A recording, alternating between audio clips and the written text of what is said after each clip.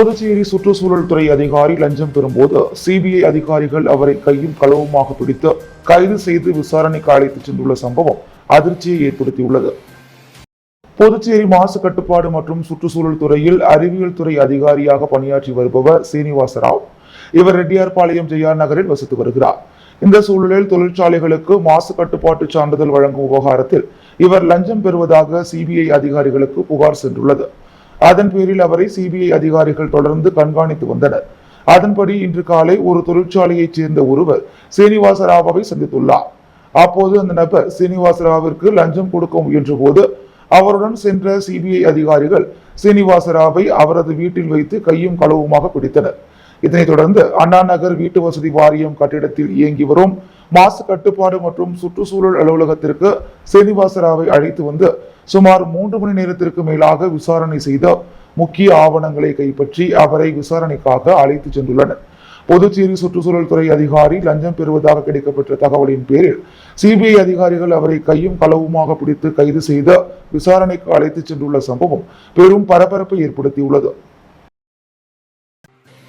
ஆளுநர் மாளிகை புனரமைக்கப்பட இருக்கும் நிலையில் பழைய சாராய ஆலை வளாகத்தில் புதிதாக கட்டப்பட்டு வரும் தற்காலிக துணைநிலை ஆளுநர் இல்லம் மற்றும் அலுவலக கட்டிடத்தை முதலமைச்சர் ரங்கசாமி பார்வையிட்டு ஆய்வு செய்தார். புதுச்சேரியில் தற்போதுள்ள துணைநிலை ஆளுநர் மாளிகை புனரமைக்கப்பட இருக்கும் நிலையில் தற்காலிக துணைநிலை ஆளுநர் இல்லம் மற்றும் அலுவலகத்தை பழைய சாராய ஆலை வளாகத்தில் புதிதாக கட்டப்பட்டுள்ள கட்டிடத்திற்கு இடமாற்றம் செய்ய நடைபெற்று வரும் ஏற்பாடுகளையொட்டி அதற்கான பூமி பூஜை சில தினங்களுக்கு முன்பு நடைபெற்றது. இந்நிலையில் அங்கு கட்டப்படும் கட்டிடத்தை முதலமைச்சர் ரங்கசாமி இன்று அதிகாரிகளுடன் சென்று பார்வையிட்டு ஆய்வு மேற்கொண்டார். மேலும் இந்த பணிகளை விரைந்து முடிக்குமாறு அதிகாரிகளுக்கு முதலமைச்சர் ரங்கசாமி உத்தரவிட்டார். காவல்துறையை சேர்ந்தவர்கள் சுற்றுலா பயணிகளை வரவேற்பவர்களாக இருக்க வேண்டும், விரட்டி விடுபவர்களாக இருக்கக்கூடாது என முதலமைச்சர் ரங்கசாமி அறிவுறுத்தியுள்ளார். புதுவை காவல்துறைக்கு புதிதாக தேர்ந்தெடுக்கப்பட்ட 289 காவலர்கள் 26வது பேட்ச் மற்றும் 19 காவல்துறை ஓட்டுநர்கள் நிலை 3இன் 2வது பேட்ச் ஆகியோரின் பயிற்சி நிறைவு அணிவகுப்பு விழா கோரிமேடு காவல்துறை மைதானத்தில் நடைபெற்றது. இதில் கலந்து கொண்ட முதலமைச்சர் ரங்கசாமி புதிய காவலர்களின் அணிவகுப்பு மரியாதையை ஏற்றுக்கொண்டார்.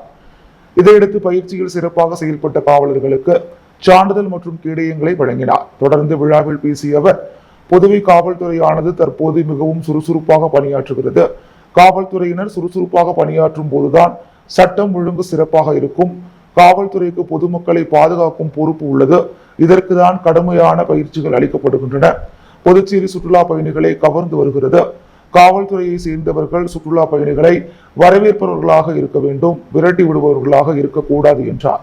இந்த விழாவில் உள்துறை அமைச்சர் நமச்சிவாயம், அரசு கொறடா ஏகேடி ஆறுமுகம், அரசு செயலர் பத்மா ஜெய்ஸ்வால், காவல்துறை டிஜிபி ஸ்டாலினி சிங் உள்ளிட்டோர் கலந்து கொண்டனர். புதுச்சேரிக்கு வரும் மத்திய நிதி அமைச்சரிடம் முதலமைச்சர் ரங்கசாமி மின்துறையை தனியார் மயமாக்க மாட்டோம் என்ற வாக்குறுதியை பெற அழுத்தம் தர வேண்டும் என காங்கிரஸ் தலைவரும் பாராளுமன்ற உறுப்பினருமான வைத்திலிங்கம் வலியுறுத்தியுள்ளார். புதுச்சேரி மாநில காங்கிரஸ் தலைவர் வைத்திலிங்கம் எம்பி செய்தியாளர்களை சந்தித்தார். அப்போது அவர் பேசுகையில், பாராளுமன்ற எதிர்க்கட்சித் தலைவர் ராகுலுக்கு பாஜக தலைவர்கள் கொலை மிரட்டல் விடுத்துள்ளனர். இது தொடர்பாக புதுவையில் உள்ள 16 காவல் நிலையங்களில் காங்கிரஸ் சார்பில் புகார் மனு அளித்துள்ளோம். இந்த புகாரின் மீது உரிய நடவடிக்கை எடுத்து வழக்கு பதிவு செய்ய வேண்டும். இல்லாவிட்டால் நீதிமன்றத்தில் சாட்சியங்களோடு வழக்கு தொடர்வோம். புதுவை மின்துறை லாபகரமாக செயல்படுகிறது, மக்களின் நம்பிக்கையை பெற்றுள்ளது என்பதால் தனியார் மையத்தை கைவிட வேண்டும் என பாராளுமன்றத்தில் கோரிக்கை விடுத்தேன். அதற்கு துறையின் அமைச்சர் ஸ்ரீபத் நாயக் எனக்கு பதிலளித்துள்ளார். அந்த பதிலில் தேசிய சராசரி மின் இழப்பை விட புதுவையில் மின் இழப்பு அதிகமாக உள்ளது. தேசிய சராசரி மின் இழப்பு 15.3%. ஆனால் புதுவையில் 17.4% மின் இழப்பு உள்ளது. இதுதான் நாட்டிலேயே மிக அதிகமான மின் இழப்பு. மின் கட்டணம் மற்ற மாநிலங்களில் 97.27% வசூலிக்கப்படுகிறது. புதுவையில் 92.5% தான் வசூலிக்கப்படுகிறது. கடந்த காங்கிரஸ் ஆட்சியில் புதுவை மின்துறை நஷ்டம் ரூபாய் 23 கோடியாக இருந்தது. தற்போது 2022-23 ஆண்டில் ரூபாய் 131 கோடியாக உயர்ந்துள்ளது. இதனால் வியாபார ரீதியாக மின்துறையை தனியாருக்கு அளித்து நிர்வாகத்தை சீரமைக்க வேண்டிய நிலை உள்ளது என மத்திய அமைச்சர் பதிலில் தெரிவிக்கப்பட்டுள்ளது. இதன் மூலம் புதுவை மின்துறையில் மத்திய அரசின் நிலைப்பாடு தெளிவாக தெரிய வந்துள்ளது. மாநில அரசு வேண்டுமென்றே திட்டமிட்டு மின் இழப்பையும் நஷ்டத்தையும் உருவாக்குகிறதோ என்ற சந்தேகம் உள்ளது. நாளைய தினம் மத்திய நிதி மந்திரி புதுவைக்கு வர உள்ளதாக தகவல்கள் கிடைத்துள்ளது. புதுவை முதலமைச்சர் டெல்லிக்கு செல்ல மாட்டார். எனவே புதுவைக்கு வரும் மத்திய நிதி மந்திரியிடம் மின்துறையை தனியார் மயமாக்க மாட்டோம் என்ற வாக்குறுதியை பெற வேண்டும். மின்கட்டண உயர்வுக்கான பந்த் போராட்டத்திற்கு எந்தவித அரசியல் உள்நோக்கமும் கிடையாது. இன்னும் 6 மாதத்தில் எந்த தேர்தலும் வரும் நிலை இல்லை. புதுவை விழுப்புரம் சாலையில் கண்டமங்கலம் ரயில்வே பாலம் அமைக்கும் பணியால் போக்குவரத்து மாற்றப்பட்டதால் மக்கள் கடும் அவதிக்கு ஆளாகியுள்ளனர். இது தொடர்பாக திருச்சி ரயில்வே கோட்ட அதிகாரிகளிடம் பேசினேன். அப்போது அதிகாரிகள் 1 வாரத்திற்குள் பணிகளை முடித்து பாதையை மக்கள் பயன்பாட்டிற்கு திறப்பதாக கூறியுள்ளனர் என்று அவர் கூறியுள்ளார். முதல் புரட்டாசி சனிக்கிழமையை முன்னிட்டு காந்தி வீதியில் அமைந்துள்ள ஸ்ரீ வரதராஜ பெருமாள் திருக்கோவிலில் பக்தர்கள் வரிசையில் நின்று பெருமாளை வழிபட்டு சென்றனர். புரட்டாசி மாதமே சிறப்பானது என்றாலும் இதில் வரும் அனைத்து சனிக்கிழமைகள் மிக அற்புதமானவை. புரட்டாசி மாதம் முழுவதும் விரதம் இருந்து பெருமாளை வழிபட முடியாவிட்டாலும் புரட்டாசியில் வரும் சனிக்கிழமைகளில் மட்டுமாவது விரதம் இருந்து பெருமாளை வழிபட வேண்டும். இதனால் புரட்டாசி மாதம் முழுவதும் விரதம் இருந்த பலன் கிடைக்கும் என்பது ஐதீகம். இதனையடுத்து புதுச்சேரியில் உள்ள பல்வேறு பெருமாள் கோவில்களில் இன்று காலை முதல் சிறப்பு வழிபாடு நடைபெற்று வருகிறது. புதுச்சேரி காந்தி வீதியில் அமைந்துள்ள ஸ்ரீ பெருந்தேவியார் சமேத ஸ்ரீ வரதராஜ பெருமாள் திருக்கோவிலில் முதல் புரட்டாசி சனிக்கிழமையொட்டி பெருமாளுக்கு சிறப்பு திருமஞ்சனம் செய்யப்பட்டது. தொடர்ந்து மலர்களால் அலங்கரிக்கப்பட்ட வரதராஜ பெருமாள் பக்தர்களுக்கு காட்சியளித்தார். 100க்கும் மேற்பட்ட பக்தர்கள் வரிசையில் நின்று பெருமாளை வழிபட்டு பிரசாதங்கள் பெற்று சென்று வருகின்றனர். நாடாளுமன்ற எதிர்க்கட்சித் தலைவர் ராகுல் காந்திக்கு கொலை மிரட்டல் விடுத்தவர்கள் மீது நடவடிக்கை எடுக்க வேண்டும் என புதுச்சேரி மகளிர் காங்கிரஸ் சார்பில் ஒதியஞ்சாலை காவல் நிலையத்தில் புகார் அளிக்கப்பட்டது. காங்கிரஸ் மக்களவை எதிர்க்கட்சித் தலைவர் ராகுல் காந்திக்கு கொலை மிரட்டல் விடுத்து அவதூறாக பேசிய பாஜக தலைவர், பாஜக மத்திய அமைச்சர்கள் மீது இந்திய தண்டனை சட்டத்தின் கீழ் வழக்கு பதிவு செய்ய வலியுறுத்தி மகளிர் காங்கிரஸ் தலைவி பஞ்சகாந்தி தலைமையில் ஒதியஞ்சாலை காவல் நிலையத்தில் புகார் அளித்தனர். இதனைத் தொடர்ந்து அண்ணா சிலை அருகே கண்டன ஆர்ப்பாட்டத்தில் ஈடுபட்ட மகளிர் காங்கிரசார் கொலை மிரட்டல் விடுத்தவர்களை உடனடியாக கைது செய்ய வேண்டும் என்று கண்டன கோஷங்களை எழுப்பினர். இந்த ஆர்ப்பாட்டத்தில் காங்கிரஸ் கட்சி தலைவர் வைத்திலிங்கம் மற்றும் பொதுச் செயலாளர்கள் இளையராஜா, தனுஷ், மகளிர் காங்கிரஸ் துணைத் தலைவர் ஜெயலட்சுமி, பொன்னி சுப்ராயன் உள்ளிட்டோர் கலந்து கொண்டு கோரிக்கைகளை வலியுறுத்தி கண்டன கோஷங்களை எழுப்பினர். புதுச்சேரி உப்பளம் தொகுதிக்குட்பட்ட வானரப்பேட்டை பகுதியைச் சேர்ந்த கல்லறை சாலையில் 22 லட்சம் ரூபாய் செலவில் தார் சாலை அமைக்கும் பணியை சட்டமன்ற உறுப்பினர் அனிபால் கென்னடி தொடங்கி வைத்தார். புதுச்சேரி உப்பளம் தொகுதிக்குட்பட்ட வானரப்பேட்டை பகுதியைச் சேர்ந்த கல்லறை சாலையில் சுமார் 22 லட்சம் ரூபாய் செலவில் அம்பேத்கர் சாலை சந்திப்பிலிருந்து சுபையா சாலை வரை தார் சாலை அமைக்கும் பணியை உப்பளம் தொகுதி சட்டமன்ற உறுப்பினர் அனிபால் கென்னடி தொடங்கி வைத்தார். 2 இரவுகள் இப்பணி நடைபெற்றது. வானரப்பேட்டை கல்லறை சாலையில் அமலோற்பவம் தனியார் பள்ளி மற்றும் காமராஜர் அரசு பள்ளி உள்ளது. அது மட்டுமின்றி மத்திய சேமிப்பு கிடங்கு, கல்யாண மண்டபங்கள், சமுதாய கூடங்கள், பலதரப்பட்ட வியாபார கடைகள், அரசு குடியிருப்பு, பொதுமக்கள் குடியிருப்பு போன்றவை அமைந்த முக்கியத்துவம் வாய்ந்த சாலையாகும். இந்த சாலையை அமைத்து கொடுத்த சட்டமன்ற உறுப்பினருக்கு அப்பகுதி மக்கள் நன்றியை தெரிவித்தனர். புதுவை தமிழ் சங்கத்தில் புதுவை தமிழ் சான்றோர் பேரவை சார்பில் நடைபெற்ற நூல் வெளியீட்டு விழாவில் பொதுப்பணித்துறை அமைச்சர் லட்சுமி நாராயணன் கலந்து கொண்டு நூலினை வெளியிட்டார். புதுவை தமிழ் சான்றோர் பேரவை நடத்திய கவிஞாயிறு வீரமுருகையனின் மார்க்சிய மெய்ஞானம் நெருப்புக்கு இன்னுமா உறக்கம் நூல்கள் வெளியீட்டு விழா புதுச்சேரி வெங்கடநகர் புதுவை தமிழ்ச்சங்கத்தில் பேரவையின் நிறுவனர் கலைமாமணி முனைவர் நெய்தல் நாடன் தலைமையில் நடைபெற்றது. இணைய பாதுகாப்பு முதுநிலை மேலாளர் பிடல் காஸ்ட்ரோ வரவேற்புரை நிகழ்த்தினார். தமிழ் மாமணி முனைவர் வேல்முருகன் செல்வபாண்டியன், பேராசிரியர் முனைவர் உரு அசோகன், கவிஞாயிறு முருகு மணி, கலைமாமணி ராமதாஸ் காந்தி, நவீன் தனராமன், மருத்துவர் புவனரட்சகன் ஆகியோர் முன்னிலை வகித்தனர். இந்நிகழ்வில் புதுவை அரசு பொதுப்பணித்துறை அமைச்சர் லட்சுமி நாராயணன் சிறப்பு விருந்தினராக கலந்து கொண்டு மார்க்சிய மெய்ஞானம் நெருப்புக்கு இன்னுமா உறக்கம் என்னும் 2 நூல்களை வெளியிட சகுந்தலா, வீரமுருகையன், செல்வராஜன், திருநாவுக்கரசு, ஆறுமுகம், தனசேகரன், கதிரேசன், பிரெடரிக் ஜெயராஜ் ஆகியோர் முதல் நூலை பெற்றுக் கொண்டனர்.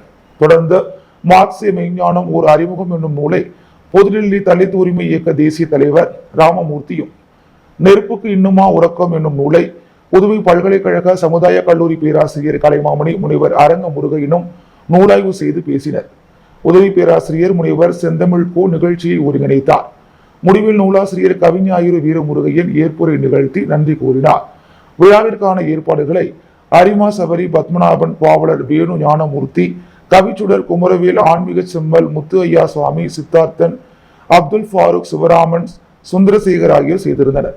நிகழ்வில் தமிழ் மாமணி, தமிழமல்லன், சீனி மோகன்தாசு, திருநாவுக்கரசு, புதுவை தமிழ் நெஞ்சன் உட்பட பலர் கலந்து கொண்டனர். ராகுல் காந்திக்கு கொலை மிரட்டல் விடுத்த மத்திய அமைச்சர் மீது நடவடிக்கை எடுக்க கோரி வில்லியனூர் காவல் நிலையத்தில் காங்கிரசார் மனு அளித்தனர். பாராளுமன்ற எதிர்க்கட்சித் தலைவர் இளந்தலைவர் ராகுல் காந்திக்கு கொலை மிரட்டல் விடுத்தும் அவதூறாக பேசிய பாஜக தலைவர் தர்வீந்தர் சிங், மத்திய அமைச்சர் ரவனித் பீட்டு, உத்தரப்பிரதேச மாநில அமைச்சர் ரகுநாத் சிங், ஏக்நாத் சிண்டே கட்சியின் சட்டமன்ற உறுப்பினர் சஞ்சய் கேக்வாட் உட்பட 4 பேர் மீதும் இந்திய தண்டனை சட்டம் பாரதிய நீய சுரக்ஷா கீழ் வழக்கு பதிவு செய்து இவர்கள் 4 பேர் மீதும் வழக்கு பதிவு செய்ய வேண்டி வில்லியனூர் காவல் நிலையத்தில் புதுச்சேரி மாநில காங்கிரஸ் கமிட்டி மாநில செயலாளர்கள் மங்களம் ரகுபதி, ஊசுடு செந்தில்குமார், புதுச்சேரி மாநில காங்கிரஸ் சிறுபான்மை பிரிவு தலைவர் ஹாசன், மேற்கு மாவட்ட தலைவர் பாபு என்கின்ற பழனி ராஜா, மாவட்ட செயலாளர் ரவி, வட்டார தலைவர்கள் விநாயகமூர்த்தி, வீரமுத்து, ஒருங்கிணைப்பாளர் செல்வராஜ், காளிமுத்து, மகளிர் அணி மாநில செயலாளர் ஞானம், ராஜீவ்காந்தி, பஞ்சாயத்து ராஜ் சங்கத்தின் மாநில செயலாளர் வேலு, மாவட்ட தலைவர் சீனிவாசன், இளைஞர் காங்கிரஸ் உதயகுமார், பிரதீப், அஷ்ரப் மற்றும் நிர்வாகிகள் ரவிச்சந்திரன், தனசேகர், ஒசூர் மாணவர் காங்கிரஸ் தலைவர் பத்மநாபன், வேல்முருகன் உட்பட 100க்கும் மேற்பட்டோர் காவல் நிலையத்தில் புகார் அளித்தனர். புதுவை துணைநிலை ஆளுநர் கைலாசநாதனை தமிழக ஆளுநர் RN ரவி மரியாதை நிமித்தமாக சந்தித்து பேசினார். தமிழக ஆளுநர் RN ரவி புதுச்சேரியில் அரவிந்தோ சொசைட்டி சார்பில் நடைபெற்ற விழாவில் பங்கேற்க புதுச்சேரி வந்தார். கடற்கரை சாலையில் உள்ள அரவிந்தர் சொசைட்டி ஹாலில் நடைபெற்ற நிகழ்ச்சிக்கு பிறகு அவர் புதுவை துணைநிலை ஆளுநர் கைலாசநாதனை சந்திக்க ராஜ்நிவாஸ் சென்றார். தமிழக ஆளுநர் RN ரவியை புதுவை துணைநிலை ஆளுநர் கைலாசநாதன் ராஜ்நிவாசில் பூங்குத்து அளித்து வரவேற்றார். இதையடுத்து இருவரும் சிறிது நேரம் உரையாடினர். அப்போது துணைநிலை ஆளுநரின் செயலர் நெடுஞ்செழியன் உள்ளிட்ட அதிகாரிகள் உடனிருந்தனர். தமிழக ஆளுநர் வருகையை முன்னிட்டு ராஜ்நிவாஸ் பகுதியில் கூடுதல் போலீசார் பாதுகாப்பு பணியில் ஈடுபடுத்தப்பட்டனர். புதுச்சேரியில் சர்வதேச கடற்கரை தூய்மை தினத்தை முன்னிட்டு கடலோர பாதுகாப்பு படையினரின் தூய்மை பணியில் துணைநிலை ஆளுநர் கலந்து கொண்டு தூய்மை பணிகளை தொடங்கி வைத்தார். சர்வதேச கடற்கரை தூய்மை தினத்தை முன்னிட்டு அனைத்து கடலோர கடற்கரையிலும் தூய்மை பணிகள் இன்று தொடங்கியது. இதனையடுத்து புதுச்சேரி கடலோர பாதுகாப்பு படை, பொதுப்பணித்துறை, மாநகராட்சி மற்றும் வனத்துறை இணைந்து புதுச்சேரி கடற்கரை சாலைகளில் தூய்மை பணிகளை மேற்கொண்டனர். புதுச்சேரி ராக் கடற்கரையில் நடைபெற்ற தூய்மை பணியினை புதுச்சேரி துணைநிலை ஆளுநர் கைலாசநாதன், உள்துறை அமைச்சர் நமச்சிவாயம், பொதுப்பணித்துறை அமைச்சர் லட்சுமி நாராயணன் ஆகியோர் தொடங்கி வைத்தனர். இதில் 100க்கும் மேற்பட்ட மாணவ மாணவிகள் பங்கேற்று புதுச்சேரி ராக் கடற்கரையில் தூய்மை பணிகளை மேற்கொண்டனர். இதேபோன்று பல்வேறு துறைகளை சார்ந்த அதிகாரிகளும் தன்னார்வலர்களும் தூய்மை பணிகளை மேற்கொண்டனர். தொடர்ந்து செய்தியாளர்களை சந்தித்த உள்துறை அமைச்சர், மின் உயர்வு குறித்து எதிர்க்கட்சிகள் வீண் வதந்திகளை பரப்பி வருகின்றனர் என்றும் மின் கட்டணம் உயர்வு குறித்து ஓரிரு நாளில் முழு விளக்கம் அளிக்கப்படும் என தெரிவித்தார். மத சார்பின்மையின் ஐரோப்பிய வடிவத்தை நிராகரித்து அனைவருக்கும் சமமான மரியாதை அளிக்கும் மத சார்பின்மையை ஊக்குவிக்க வேண்டும் என பாரத் சக்தி பாண்டி இலக்கிய திருவிழாவில் பங்கேற்ற தமிழக ஆளுநர் ரவி தெரிவித்துள்ளார். புதுச்சேரியில் அரவிந்தோ சொசைட்டி சார்பில் 3 நாட்கள் நடைபெறும் பாரத் சக்தி பாண்டி இலக்கிய திருவிழா தொடங்கியது. இதை தொடங்கி வைத்தும் எ dharmic social history of India என்பது உள்ளிட்ட 2 நூல்களை வெளியிட்டும் பாரத சக்தி எனும் தலைப்பில் தமிழக ஆளுநர் RN ரவி பேசும் பொழுது, பாரதம் என்பதை அரசியல் நிலையிலிருந்து பார்க்க கூடாது, பாரத சக்தி என்பதை உயர்த்தி பிடிக்க வேண்டியது அவசியம். நாடு விடுதலை பெற்ற போது பல பகுதிகளாக பிரிந்திருப்பதை அரவிந்தர் விரும்பவில்லை. எனவே அவரது கனவை நனவாக்கும் வகையில் பாரத சக்திகள் அனைத்தும் ஒன்றிணைய வேண்டும். அரவிந்தர் ஒட்டுமொத்த மனித சமுதாயத்திற்கும் சொந்தமானவர். மகாத்மா காந்தி அடையாளப்படுத்தப்படுவதற்கு முன்னாகவே அரவிந்தர், வ.உ. சிதம்பரம் போன்றவர்களால் பாரதத்தில் விடுதலை இயக்கம் முன்னெடுக்கப்பட்டது. நாம் பொருளாதாரத்தில் வேகமாக வளர்ந்து வருகிறோம். அறிவியல் தொழில்நுட்பத்திலும் நாடு முன்னேறியுள்ளது.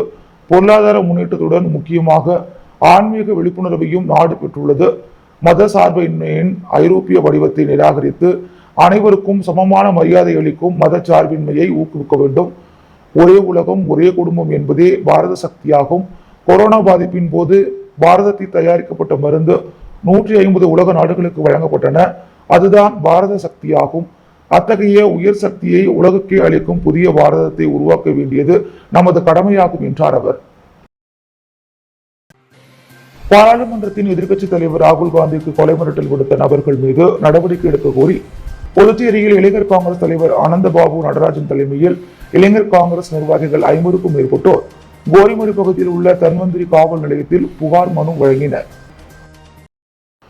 பாராளுமன்ற எதிர்க்கட்சித் தலைவர் ராகுல் காந்திக்கு கொலை மிரட்டல் விடுத்தும் அவதூறாக பேசிய பாஜக தலைவர் தர்வீந்தர் சிங், மத்திய அமைச்சர் ரவனிக் பீட்டு, உத்தரப்பிரதேச மாநில அமைச்சர் ரகுராஜ் சிங், ஏக்நாத் சிண்டே கட்சியின் சட்டமன்ற உறுப்பினர் சஞ்சய் கேக்வாட் உட்பட 4 பேர் மீதும் இந்திய தண்டனை சட்டம் பாரதிய நியா சுரக்ஷா கீழ் இவர்கள் 4 பேர் மீது வழக்கு பதிவு செய்ய வேண்டி தன்வந்திரி நகர் காவல் நிலையத்தில் புதுச்சேரி மாநில இளைஞர் காங்கிரஸ் தலைவர் ஆனந்த் பாபு நடராஜன் தலைமையில் தட்டாஞ்சாவடி தொகுதி நிர்வாகிகள் ராஜா, ஜம்புலிங்கம், மேகநாதன், செல்வராஜ், மணநாதன், வெங்கட், வருண், ஆனந்தன், ராஜாராம், முத்துராமன், கலியமூர்த்தி, இளைஞர் காங்கிரஸ் நிர்வாகிகள் வினோத், மனோஜ், அபிலாஷ், சமீர், ராஜசேகர், ஹரிஷ், மாறன் 50க்கும் மேற்பட்டோர் காவல் நிலையத்தில் புகார் அளித்தனர். கவிஞர் தமிழ்மொழி கல்வி வட்டம் சார்பில் தமிழ்மொழி நூற்றாண்டு விழா இன்று நடைபெற்றது. புதுச்சேரி சாமிப்பிள்ளை தோட்டத்தில் உள்ள கவிஞர் தமிழ்மொழி கல்வி வட்டம் சார்பில் தமிழ்மொழியின் நூற்றாண்டு விழா லாஸ்பேட்டையில் உள்ள மொழியியல் பண்பாட்டு ஆராய்ச்சி நிறுவன கருத்தரங்க கூடத்தில் இன்று நடைபெற்றது. விழாவிற்கு அரசு ஊழியர் சங்கங்களின் கூட்டு இயக்க தலைவர் செல்வன் வரவேற்புரையாற்ற கவிஞர் தமிழ்மொழி நூற்றாண்டு விழா குழு தலைவர் இளங்கோ தலைமை தாங்கினார். ஆதிதிராவிட அரசு ஊழியர் சங்கங்களின் தலைவர் மேகராஜ் முன்னிலை வகிக்க ஈரம் பவுண்டேஷன் நிறுவனர் ராஜேந்திரன், வழக்கறிஞர் லெனின் துரை ஆகியோர் நோக்குவரையாற்றினர். தொடர்ந்து கலை பண்பாட்டுத்துறை இயக்குநர் கலிய பெருமாள், கோட்டக்குப்பம் அஞ்சுமன் நூலக செயலர் லியாகத் அலி ஆகியோர் கருத்துரையாற்றினர். தொடர்ந்து பேராசிரியர் முனைவர் பஞ்சாங்கம் மக்கள் கவிஞர் தமிழொலி என்ற தலைப்பில் சிறப்புரையாற்றினார். முடிவில் கவிஞர் ஒலி கல்வி வட்ட ஒருங்கிணைப்பாளர் ஜானி நன்றி உரையாற்றினார். முன்னதாக தமிழ் ஒலியின் உருவப்படத்திற்கு மலர் வணக்கம் செலுத்தப்பட்டது. இதில் ஏராளமான தமிழ் அறிஞர்கள், தமிழ் ஆர்வலர்கள், பொதுமக்கள் பலர் கலந்து கொண்டனர். புதுச்சேரி வைத்திக்குப்பம் பாப்பாம்மாள் கோவில் அருகில் புதிதாக கட்டப்பட்டு வரும் பச்சைவாளி அம்மன் மற்றும் அங்காளம்மன் கோவில் கட்டுமான பணிக்கு வழக்கறிஞர் குமரன் தனது சொந்த நிதியிலிருந்து 1 லட்சம் ரூபாய் வழங்கினார். புதுச்சேரி வைத்திக்குப்பம் பாப்பம்மாள் கோவில் அருகே அருள்மிகு பச்சைவாளியம்மன் மற்றும் அருள்மிகு அங்காளம்மன் ஆலயங்கள் புதிதாக கட்டப்பட்டு வருகிறது. இந்த கோவில்களில் கட்டுமான பணிக்கு நிதி அளிக்க முன்வந்த ராஜ்பவன் தொகுதியின் முக்கிய பிரமுகர் வழக்கறிஞரான குமரன் இன்று தனது சொந்த நிதியிலிருந்து கோவில்களின் கட்டுமான பணிக்கு 1 லட்சம் ரூபாயை கோவில் நிர்வாகிகளிடம் வழங்கினார். இந்நிகழ்ச்சியில் தலைவர் ராமதாஸ், துணைத் தலைவர் பாரதி, பொருளாளர் பாரிவேந்தன் மற்றும் வாசு, குமரன், ராஜ்பவன் தொகுதியை சேர்ந்த முக்கிய நிர்வாகிகள் மோகன சுந்தரம், குமார், ராஜேஷ், கந்தன் உள்ளிட்ட ஏராளமான நிர்வாகிகள் திரளாக கலந்து கொண்டனர். புதுச்சேரி முப்படை முன்னாள் ராணுவ வீரர்கள் மற்றும் வீர தாய்மார்கள் நலச்சங்கத்தின் பசுமை மற்றும் தூய்மை குழு உறுப்பினர்கள் புதுச்சேரி கடற்கரையை சுத்தம் செய்யும் பணியில் ஈடுபட்டனர். உலக கடலோர தூய்மை தினத்தை முன்னிட்டு இந்திய கடலோர காவல்படையின் புதுச்சேரி பிரிவு இன்று புதுச்சேரி கடற்கரையினை சுத்தப்படுத்தினர். இவர்களோடு இணைந்து புதுச்சேரி முப்படை முன்னாள் ராணுவ வீரர்கள் மற்றும் வீர தாய்மார்கள் நலச்சங்கத்தின் பசுமை மற்றும் தூய்மை குழு உறுப்பினர்கள் சுமார் 30 பேர் இதன் தலைவர் மோகன் தலைமையில் இந்நிகழ்ச்சியில் கலந்து கொண்டனர். புதுவை அரசின் துணைநிலை ஆளுநர் இத்தூய்மை பணியினை துவக்கி வைத்தார். புதுச்சேரி முன்னாள் ராணுவ வீரர்கள் நலத்துறை செயலாளர் பத்மா ஜெய்ஸ்வால் IAS மற்றும் பள்ளி மாணவர்கள் உட்பட சுமார் 1000 பேர் இணைந்து இந்த தூய்மை பணியினை சிறப்பாக நடத்தினர். புதுவையின் அன்றாட நிகழ்வுகளை காண பாண்டி ஹெட்லைன்ஸ் யூடியூப் சேனலை சப்ஸ்கிரைப் பண்ணுங்க. தொடர்ந்து எங்களுடன் இணைந்திருக்க பக்கத்தில் உள்ள பெல் பட்டனை பிரஸ் பண்ணுங்க, லைக் பண்ணுங்க, ஷேர் பண்ணுங்க. என்றும் உங்களுடன் பாண்டி ஹெட்லைன்ஸ்.